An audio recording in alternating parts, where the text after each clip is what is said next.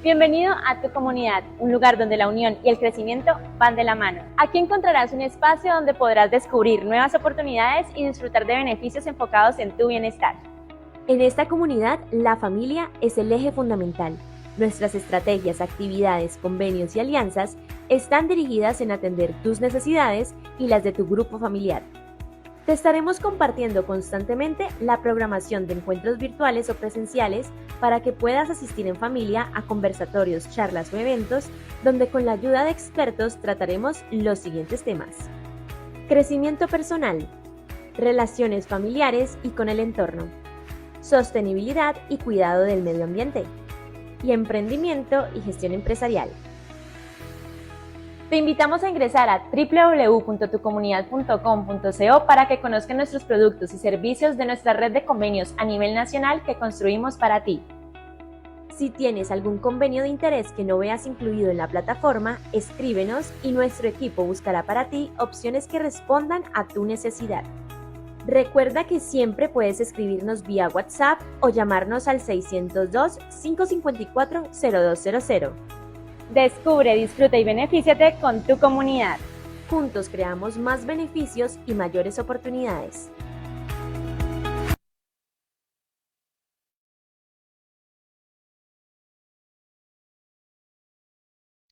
Bueno, muy buenas tardes. Queremos brindarles una calurosa bienvenida a todos los participantes de este encuentro virtual, el cual tiene como propósito crear un espacio para nuestros afiliados y que sepan cómo cuidar correctamente de su familia. Hoy nuevamente nos acompaña nuestro experto psicólogo, especialista en salud ocupacional y en desarrollo organizacional con 15 años de experiencia, el doctor Leonardo Ávila Rubio, y nuestra invitada especial, María Cecilia Caicedo, especialista en familia.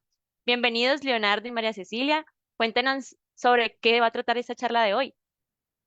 Valeria, muchísimas gracias. Bienvenidos a todos. Qué gusto nuevamente encontrarnos en estos espacios, en esta cita que esperamos que ya se vuelva cada vez un hábito de poder encontrarnos y compartir con todos ustedes algunas ideas. Sí, hoy nos vinimos acompañados. Hoy no vamos a trabajar solitos, vamos a conversar hoy con una experta en temas de familia, María Cecilia Salcedo. Ahorita le quiero dar la palabra para que ella misma se presente y nos comparta un poquito de lo que hace, de su trabajo y la pertinencia pues que eso aporte al tema que es cuidando de nuestra familia, que es el tema que vamos a tocar hoy. ¿Cómo estás, María? ¿Cómo vamos? ¿Cómo te ha ido? Buenas tardes, Leonardo. Muchísimas gracias por la invitación y bueno, pues muy contenta de poder estar aquí en este espacio. Realmente, pues parte de mi trabajo ha sido el trabajo con familias, parejas y familias y pues creo que hoy podemos conversar un poco acerca de este tema, como lo decía ahorita Daniela, cuidar de nuestra familia. Perfecto.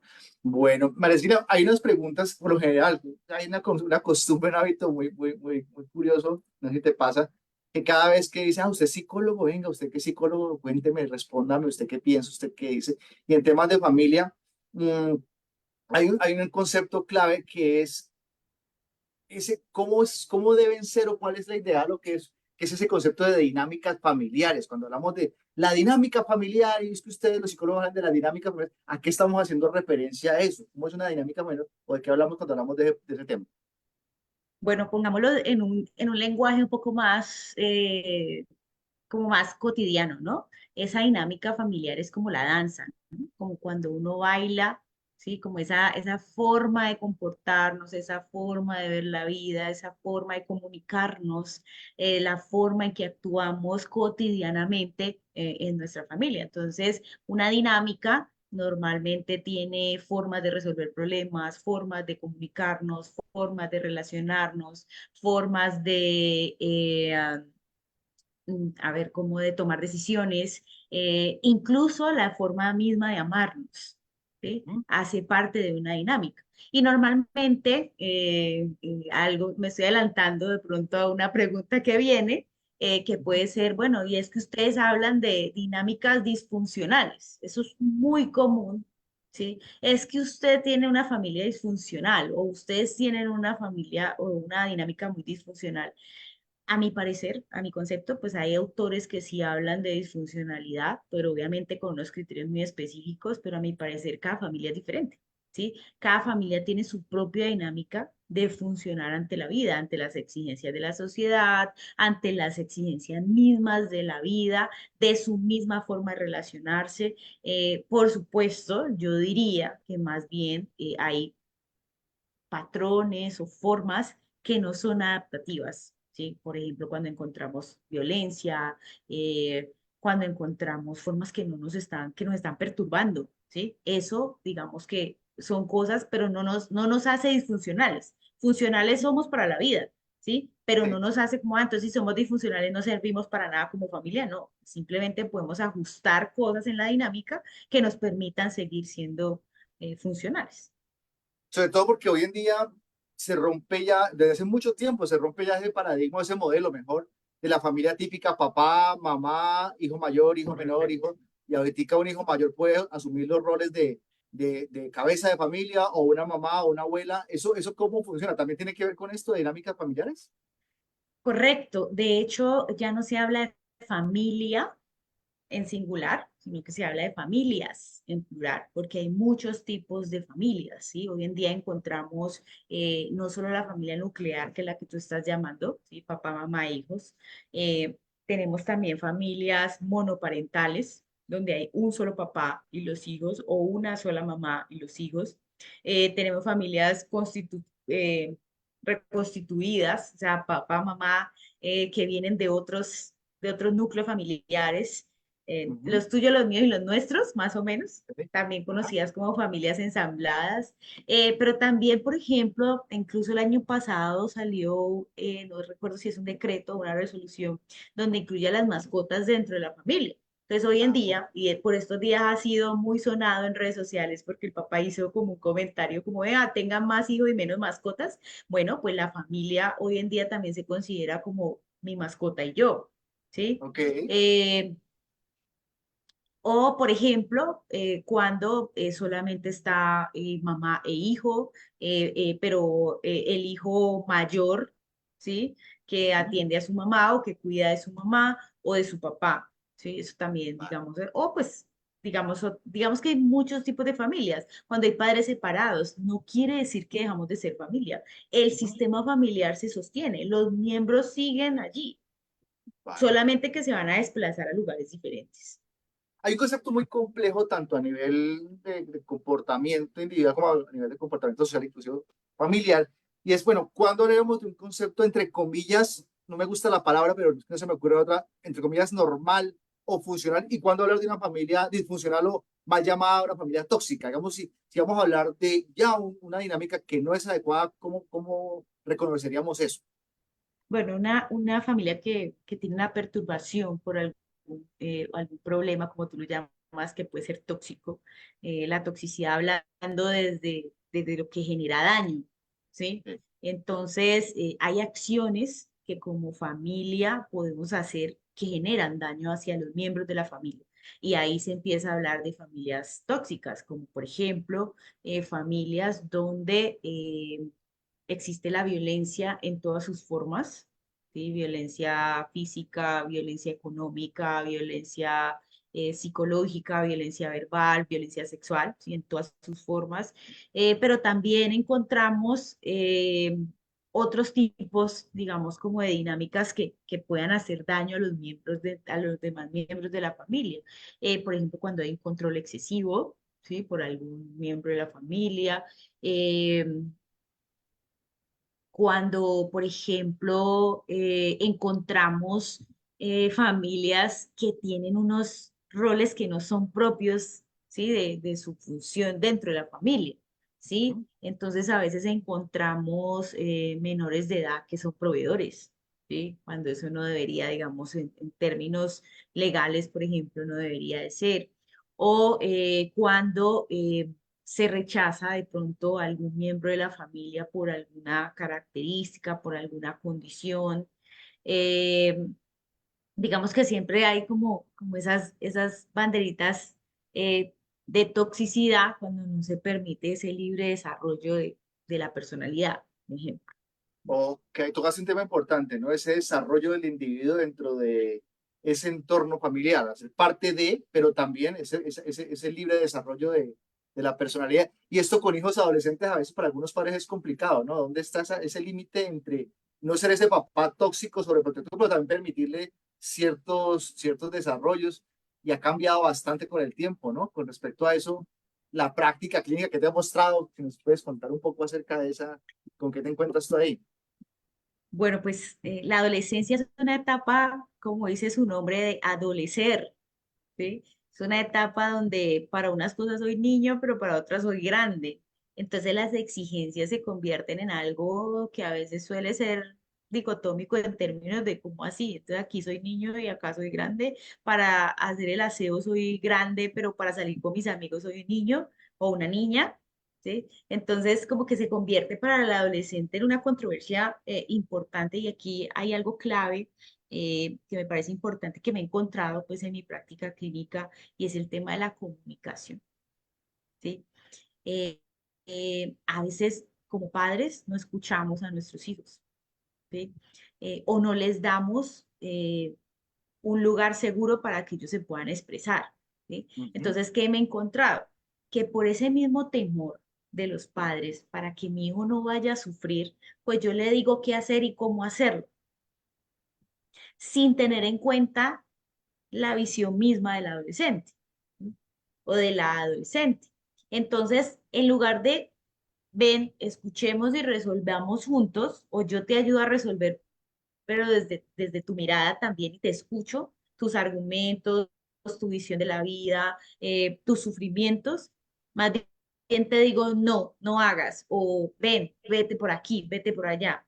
Y eso lo que va a causar es justamente como una especie de profecía autocumplidora, ¿no? O sea, al final se ujú. termina cumpliendo ese temor porque como el adolescente no se siente escuchado, no se siente validado, pues va a ir a buscar a otros lados, ¿sí? Lo que no encuentra en su espacio seguro que debe ser la familia, ¿sí? Entonces, en la práctica clínica encontramos muchos casos, ¿sí? De adolescentes con problemáticas desde alcoholismo, drogadicción, temas de sexualidad, temas de comportamiento, y la raíz a veces está en que no encuentran en su familia un lugar seguro, Ok, sí, un lugar seguro de expresión. ujú. De expresión y de comunicación, ¿no? Tocaste dos palabras claves, comunicación y Correcto. el manejo natural de los conflictos, que son como dos conceptos que van amarrados uno del otro en ese proceso. Yo, pues, de pronto por el enfoque más organizacional que tengo, traslado mucho esto también a cómo funcionan los sistemas y las dinámicas en una relación laboral. Al fin y al cabo, también se Ujú. establecen unos vínculos y uno encuentra a veces en el entorno laboral también esas dinámicas más llamadas, aunque usamos el concepto llamadas tóxicas, y uno siempre invita a revisar en el grupo de trabajo cuáles son las barreras, ¿sí? Cuáles son las limitaciones con las que nos encontramos para tener una buena comunicación laboral, organización, en este caso familiar. Tú tocaste Ujú. varios temas, el espacio que tiene el reconocer al adolescente como individuo y el espacio para que sienta parte de él. Pero ¿qué otras barreras uno encuentra? Porque a veces nos quedamos en términos muy adornados de hay que comunicarse, hay que hablar con los hijos, hay que hablar con la pareja, pero en la práctica es complicado porque hay ciertas barreras que tenemos. ¿Cuáles notas o cuáles crees Total. tú que son barreras muy importantes que debemos ser conscientes de ellas? Y esas barreras, o sea, esta comunicación, las barreras en la comunicación van más allá, ¿sí? Y tú acabas de decir algo, el reconocer al adolescente como individuo, ¿sí? Como un ser humano que siente, piensa y actúa, ¿sí? Pero resulta que es que los papás también son individuos que sienten, piensan, actúan, ¿sí? Entonces, son papás que tienen miedos, ¿sí? Son papás que tienen una educación probablemente que fue muy estricta. Yo me he encontrado que estos temores de los papás vienen de su propia crianza, ¿sí? O de lo que ven de otras familias, porque es que la comunicación familiar no solamente a nivel interno, sino cómo me comunico como familia con otros sistemas familiares. Y esos otros sistemas familiares pues también tienen problemáticas. Entonces, si yo como papá estoy viendo que a mi alrededor mis amigos o los conocidos o casos que tienen hijos adolescentes y que están en problemas, pues yo no quiero que mi hijo caiga en esos problemas, ¿sí? Entonces voy a hacer todo lo posible para que no. Entonces ahí hay unos papás que sienten, ¿sí? Pero también unas creencias, nuestra vida, nosotros podemos tener biológicamente establecidas muchas cosas, pero lo que vivimos en nuestra historia es lo que nos hace tener la percepción del mundo que tenemos hoy. Entonces, las creencias que nosotros tenemos alrededor. Hay personas o hay papás que, por ejemplo, la marihuana la ven como el peor veneno del mundo, pero hay otros que la ven como, bueno, algo natural, ¿sí? Algo que, bueno, sí, hay que probar, ya, ¿sí? Entonces, depende de cómo estoy viendo yo el mundo como papá, así mismo voy a permitir esa comunicación con el hijo. ¿Sí? Entonces, no es solamente a veces, ay, sí, tengamos una buena comunicación, tú lo dijiste, eso no es fácil, porque va a depender de otros factores y de otras barreras, como por ejemplo mis propias creencias. Si por ejemplo yo crecí en una familia donde no se permitía la expresión emocional, ¿cómo voy a reconocer cómo voy a ser capaz de reconocer las emociones de mi hijo adolescente? Va a Ujú. ser muy difícil porque no tengo la habilidad, ¿sí? Entonces es también un poco eso que dices allí, reconocer las barreras personales, ¿sí? O sea, ¿qué es lo que me está faltando a mí para poder lograr una comunicación mucho más fluida, por ejemplo, con mi hijo adolescente? Hoy en día ya no necesariamente tenemos que tener desde la adolescencia, los hijos más pequeños, bien. Hay dos cosas interesantes que mencionas y que quiero tomar. Tiene que ver con las expectativas, ¿no? O sea, esas expectativas poco realistas de cómo deberían ser ese tipo de relaciones idílicas entre papá, madre, hija, comunicaciones. Y a veces hay diferentes formas de manifestar el afecto y comunicarnos, ¿no? Me acuerdo la otra vez que hablamos de los lenguajes del amor y cómo a veces un papá puede amarte mucho, nunca decirte te amo, pero sí estar proveyendo, sí, ahí le dejo un cafecito para que desayune, mijo, y esa es su forma de manifestar amor y a veces es difícil entender esos lenguajes del amor, es que era el concepto que traíamos, ¿no? Ujú. Sí, y que lo que lo dijiste ahorita tiene que ver con nuestras expectativas, pero además también tiene que ver mucho con la exigencia social, ¿sí? ¿Qué dice la sociedad de cómo debe ser un papá o cómo debe ser una mamá? ¿Sí? Venga, es que eso no es tan fácil, no existe ahorita en los colegios hay las escuelas de padres, pero uno no estudia una carrera para ser papá, uno simplemente es papá o mamá, ya, y así la naturaleza te lo pone, en la edad que sea. No te preparan, no dice, uno no hace como cuando uno se va a casar que va a hacer el curso prematrimonial, no, acá es, tenga, ¿sí? Entonces esa preparación, ¿sí? Pues ocurre es mientras soy papá, yo aprendo a ser papá o mamá mientras ejerzo el rol, no antes.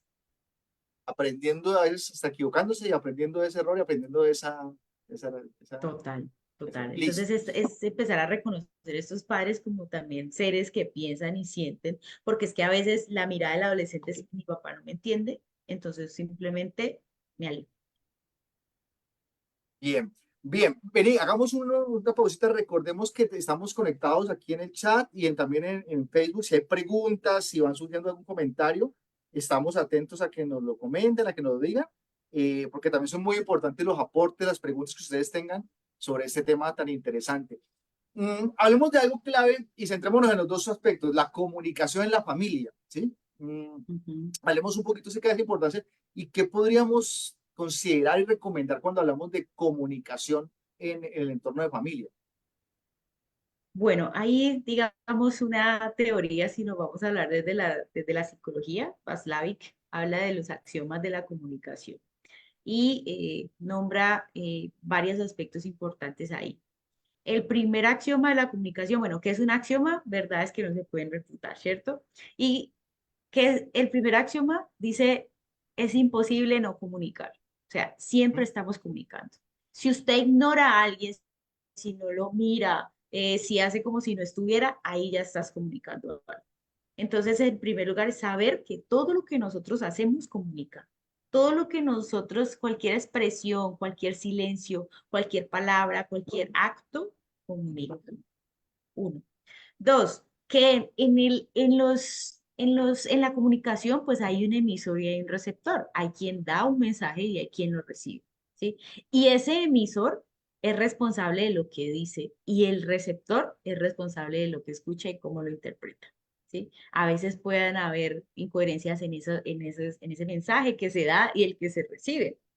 ¿sí? Ujú. Pero lo que les decía ahorita va a depender de nuestra propia historia, de cómo nosotros vamos a interpretar el mundo, así mismo vamos a recibir los mensajes.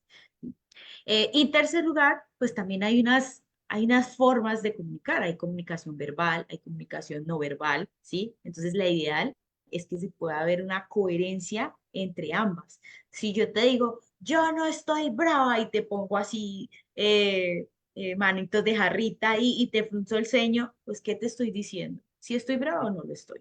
¿Sí? Entonces, que ojalá nuestra comunicación sea coherente entre lo que nosotros hacemos, ¿sí? Y lo que nosotros estamos tratando de decir también. Creo yo Estamos que esos tres aspectos son claves. Sí, hay una cosa clave, ¿no? Estamos comunicando más que palabras, también emociones, y más en ese entorno de familia.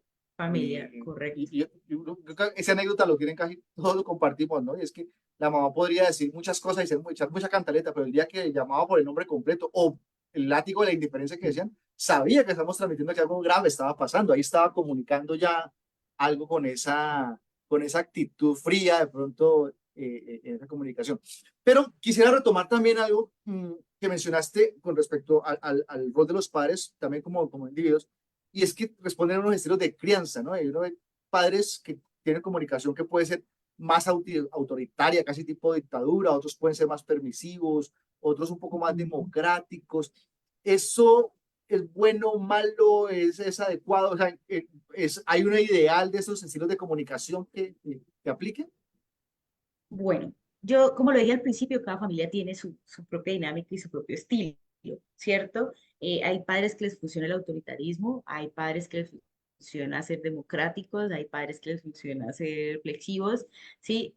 Eh, para mí, todos tienen su pro y su contra, ¿sí? Todos tienen algo que no es tan chévere y algo que sí. Por supuesto, uno podría tener ideal, ¿no? Un ideal, pero ese ideal va a depender del momento, de la circunstancia, ¿sí? Hay momentos donde yo tengo que ser autoritario y decirle a mi hijo, esto es lo que se va a hacer. Ejemplo, ¿sí? Te tomas el medicamento porque se lo tengo que dar para que se mejore, ¿sí? Y ahí tengo que ser autoritario, ¿sí? Pero hay momentos donde puedo ser más flexible, ¿sí? Por ejemplo, ya hizo todas las tareas, puedes ir a jugar, ¿sí? O también hay momentos donde puedo ser democrático, bueno, ¿qué ropa te quieres poner? ¿Sí? Entonces, creería yo que el ideal está relacionado con la circunstancia, ¿sí? Con el momento, con el objetivo de cómo yo lo estoy haciendo. Muy bien. Yo pensaría que podríamos, como mencionábamos ahorita, algunos puntos y como algunas casi que conclusiones en el tema de comunicación y sobre todo en el de los padres, la importancia de estar disponible, ¿no? La importancia de cualquiera que sea la dinámica, de estar presente, porque el no estar también comunica un mensaje de ausencia, ¿no? El estar disponible, el sacar el tiempo, el compartir, el permitirse ese espacio, ¿verdad? ¿Y qué es estar disponible? Yo diría más bien la pregunta, porque hoy en día, de acuerdo pues a todas las dinámicas familiares que existen, ¿sí? Estar disponible no necesariamente tiene que ser que estar físicamente al lado de mi hijo o de mi hija, ¿sí? Estar disponible también puede ser a través de una videollamada. Estar disponible puede ser también que cuando mi hijo me llame yo le pueda contestar, ¿sí? Y si no le puedo contestar en ese momento, pues devolver la llamada, ¿sí? Estar disponible implica que mientras yo estoy conversando con mi hijo, estoy conversando con mi hijo, ¿sí? No estoy en el celular, no estoy conversando con otras personas, no estoy haciendo otra cosa, ¿sí? Por supuesto, pues hay familias cuando uno puede estar ahí al lado, sí, y bueno, estoy allí y te escucho, pero a veces no es posible. A veces hay tierra que nos separa. ¿Y cómo un papá o una mamá puede estar disponible para su hijo a pesar de la distancia? ¿Sí? Y hoy en día, por supuesto, por ejemplo, hoy podemos estar, en este momento tú y yo estamos teniendo una conversación, ¿sí? Pero estamos cada uno en un lugar diferente, ¿sí? Y eso no nos hace de pronto estar distanciados en términos de comunicación. Hace un tiempo alguien mencionaba algo muy interesante y los invito a que nos hagamos esa pregunta, ¿no? Si su hijo es adolescente y tuviese una situación bien complicada, un problema bien grande, estrelló el carro, afectó a alguien en un tema de seguridad sea, siento, ¿a quién llamaría? ¿Sí? ¿Lo llamaría a usted como padre? O llamaría a un amigo? ¿Estaría usted en ese nivel de respuesta de conciencia de su hijo como una primera opción? ¿O sería más el miedo? O sea, una pregunta interesante, ¿no? Para ponerlos y para hablar justamente de saber si realmente está disponible y en el sentir de su hijo es saber que está ahí, ¿no? Sí, y además, no solamente instrumentalmente, ¿no? Yo creo que esa pregunta está muy ligada hacia lo instrumental, pero también es, ¿soy ese lugar seguro para mis hijos? De sí, me pueden llamar si cometieron la embarrada más grande, pero también me pueden llamar a contarme que se están sintiendo tristes y no se van a sentir juzgados. Bueno, lo otro, y es clave ese concepto de la empatía, ¿no? En esa comunicación con nuestra familia, pareja, hijos, hermanos, ese concepto de empatía y cómo lo podríamos mencionar. Creo que ya lo hemos mencionado y está relacionado con reconocer que ese hijo o esa pareja, porque a veces esto tiene que ver con todos los miembros de la familia, ¿no? La pareja, los hijos, los padres, eh, están viviendo una situación que corresponde a su historia personal, ¿sí? Por ejemplo, pasa muchísimo, y te lo digo desde los casos que yo atiendo diariamente, eh, hijos que no tienen empatía con sus padres mayores, por ejemplo. No solamente estamos hablando de los adolescentes, sino como, bueno, ¿cómo puedo yo ser empático con ese adulto mayor, sí, que estoy cuidando, que es terco, que reniega, que, sí, cómo me pongo yo en tratando de entender su momento de desarrollo? Y cuando hay pérdidas, cuando hay frustraciones, bueno, tantas cosas. Y lo mismo pasa con los adolescentes y a veces pasa también con nuestra pareja, alguien que está en nuestro mismo nivel de desarrollo. Entonces, esa empatía, pues es justamente ver al otro como un individuo que siente, piensa y hace cosas de acuerdo a su historia personal, ¿sí? Y comprenderlo desde ahí.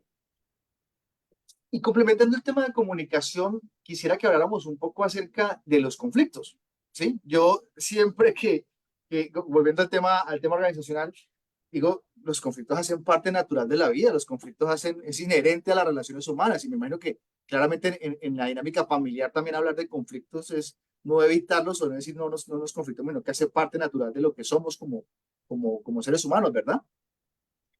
Total, yo me asusto cuando veo parejas o me doy cuenta de familias que nunca pelean. Eso para ¿Cómo es mí ya eso? es una red flag, ¿no? O sea, Ajá, es una alerta donde digo, ¿cómo así que todo está muy bien? Es ajá. que no hablan los problemas, es que no hablan lo que no les gusta, es que sí, como para evitar el conflicto, entonces me guardo todo. Probablemente va a llegar un momento en el que van a explotar. Y ahí sí no van a tener control. Yo siempre este manejo de los conflictos lo comparo como con una olla a presión, ¿sí? Creo que todos hemos hecho o hemos visto hacer frijoles en la vida, ¿sí? Sí. Y la olla a presión tiene una válvula por donde sale el aire que está dentro de la olla, ¿sí? ¿Qué pasa si se daña esa válvula? ¿Sí? Ahí hay un temita, sí. ¿Qué le Ajá. va a pasar a los frijoles? ¿Sí? Si no sale el aire, ¿sí? Por la válvula de la olla a presión, ¿qué le va a pasar a los frijoles? Probablemente terminen en el techo, embadurnando, ¿sí? Toda la cocina, ¿sí? Y justamente esa válvula es la forma en cómo nosotros resolvemos los conflictos, ¿sí? Es si lo hacemos suave, despacio, así como empieza la olla, ¿sí? Cada cierto tiempo, cada vez que tenemos un poco que esa tensión va aumentando, ven, liberémosla, hablemosla, expresémosla de la forma más controlada posible, ¿sí? Y no hagamos que la olla explote. Ok, ok. Ligado al tema de comunicación. Cuando hablamos de límites, por ejemplo, que en relación de pareja, pero también con los hijos, ¿no? Un tema de conflicto importante es el establecer límites y reconocer límites claros. A veces no se ponen los límites o se supone que existen, pero no se han aclarado, ¿verdad?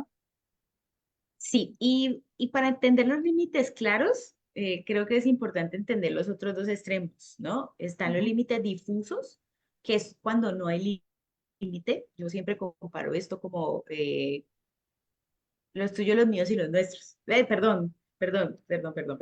Los límites difusos, como con los mosqueteros, ¿no? Todos Ajá. para uno y uno para todos, ¿sí? Entonces, es que me estaba acordando de la película de los tuyos, los míos y los tuyos. Pero, porque así sucede, ¿no? Todos lo hacemos juntos, somos una familia y entonces encontramos casas donde no hay puertas, por ejemplo, donde no Ujú. hay privacidad, donde no hay, donde yo me sé todo lo del otro, ¿sí? Eh, pero también está el otro extremo, que son los límites rígidos, ¿no? Entonces, estas casas donde a duras penas nos saludamos, ¿sí? Que parece más un hotel, ¿sí? Que no sabemos nada de la vida del otro, ni siquiera sabemos cómo se fue vestido, no sabemos si llegó a dormir o no llegó, ¿sí? Ajá. Realmente es muy rígido el límite y el equilibrio entre ambos, pues va a definir los límites claros, ¿sí? Que no son rígidos, pero tampoco son difusos. Entonces es donde hay, cada miembro de la familia tiene su espacio íntimo, su espacio de privacidad, ¿sí? De acuerdo a la edad, por supuesto, pero también es un espacio donde puedo expresar mis emociones, mis pensamientos son respetados, son Ujú. escuchados, son respetados. eh, por supuesto, pues también desde donde mi opinión es tenida en cuenta. Perfecto. Hay como tres puntos claves acá, ¿no? Aprender a respetar esa intimidad y el espacio de cada uno, y eso implica reconocerse y reconocer a los otros como individuos. Si son parte de un Ujú. sistema, a cada uno como individuo. Normalizar el conflicto. Y ojo por la diferencia, ¿no? No normalizar que estamos en problemados todo el tiempo o en una constante situación incómoda, sino reconocer que tenemos formas diferentes de ver el mundo. Esa es la definición de conflicto. Diferentes Ujú. maneras de percibir, entender o comprender una realidad. Pero Y también ahí es tengo una importante. precisión, y es que, perdóname, y es que, ¿qué entendemos por problema? ¿Sí? ¿El problema es el acabose de lo catastrófico o si vamos a la definición real de problema, que es una pregunta por resolver? Y como lo hemos venido mencionando, esa importancia de la introspección, ¿no? Que nos va a permitir identificar esos desencadenantes, qué es lo que cada uno como Ujú. individuo, las pautas de crianza que he tenido, los modelos, los miedos que mencionabas, facilitan o dificultan el poder Correcto. hacer. Yo pensaba que lo más importante es ponerlo sobre la mesa, ¿no? Que no sean conflictos latentes, que sean conflictos manifiestos, porque esa es la manera, pues, obviamente, de poder resolverlo. De otra forma, quedan ahí guardaditos en esa olla a presión que tú mencionas o que has venido Ujú. mencionando, pues, en este espacio. Vale, muy bien. Bueno, no sé si hasta el momento hay preguntas, algún comentario, no sé si Saray o quién más está por acá, tiene algún apunte que de pronto nos hayan puesto en el chat. A ver, es que no tengo por acá forma de verlo. El chat está vacío en este momento. Ok, perfecto, muy Yo bien, creo que... listo. Muy bien, perfecto. Bueno, no, básicamente creo que hemos abordado ya como una línea que hemos intentado proponer para este espacio, eh, reconocer básicamente que la dinámica familiar implica la necesidad de resolver ciertos modelos mentales o paradigmas de una familia idealizada, de una familia como si fuese en un único modelo, mm, para poder entender que hay diferentes formas y que hay una importancia vital en que la dinámica familiar Ujú. puede darse de muchas maneras. Esa apertura, esa posibilidad de entender, comprender, incluso aceptar, nos va a ayudar un poco más a dinamizar un poco más este sistema de esa relación. Que hay dos temas fundamentales, ¿no? La comunicación, en que suene a frase de cajón, la comunicación y el manejo del conflicto como un elemento fundamental para que podamos coexistir dentro de ese reconocimiento que es otra parte fundamental como individuos cada uno de los miembros de esta familia o de estas familias, sea Yo, adolescente, sea hombre, mujer, sea adulto mayor, como algo vital, ¿no? ujú. Yo quisiera como también un poco cerrar eso que tú estás diciendo desde una pregunta y es, ¿qué le quiero heredar yo a mis hijos? ¿Sí? Obviamente no estoy hablando de una herencia en términos de propiedades, de millones, de cuentas bancarias, sino psicológicamente, ¿qué le quiero heredar a mis hijos? ¿Sí? Y eso lo da la familia. ¿Sí? Entonces, cuando yo he hecho esta pregunta a los padres, siempre hay esa reflexión y esa confrontación de, uy, oiga, uy, yo le quiero dejar. buenas formas de tratar a las personas, yo quiero dejar que yo quiero hacer, o sea, quiero dejarle a mis hijos que mis hijos sean buenos ciudadanos, que sean, tengan valores, que sean honestos, que se comuniquen bien con las personas, que no traten bien, que sean educados, que sean, ¿sí? Eso, ¿sí? Es lo que da la familia, ¿sí? Y cuando yo estoy pensando en eso, siempre voy a hacer lo mejor. Perfecto, perfecto. Ahí está como una conclusión muy interesante y muy importante. Y dejarlos con esa pregunta, ¿no? Dejarlos con esa pregunta y explorar cada vez y más a conciencia este tema tan importante en el que a veces analizamos ciertas cosas y es importante traerlas a colación y reflexionar sobre ellas. María Cecilia, muchísimas gracias por tu acompañamiento en la noche de hoy, en este espacio cortico. Hay muchos temas para conversar y para hablar. Esperamos que te podamos tener por acá en un futuro y agradecerles mucho también a la invitación que nos hace tu comunidad y listo seguro para estos espacios de compartir con ustedes algo de las ideas en lo que trabajamos nosotros como psicólogos, ¿vale? Muchísimas gracias, María Cecilia, muchísimas gracias a todos. Gracias, Leonardo, y a ustedes por María esta invitación. Cecilia, muchas gracias. Es un tema realmente muy importante. Así como les escribí en el chat, yo creo que lo más difícil es, bueno, hay muchas cosas difíciles para afrontar en familia, pero respetar esa intimidad de nuestros hijos, porque pues queremos saber todo, queremos saber para dónde van, qué hacen, con quién están. Sí, queremos es como protegerlos de que no les suceda nada, pero finalmente hay que entender de que cada individuo tiene sus propias experiencias, ¿no? Correcto. Pero muchas Recomendar. gracias. No lo has podido decir mejor. Bueno, Saray, a todos un abrazo y por acá nos veremos más adelante. Muchísimas gracias. Una feliz noche Claro para que sí, todos. Leonardo. Gracias, gracias, María Cecilia. Bueno. Gracias a ustedes por la invitación.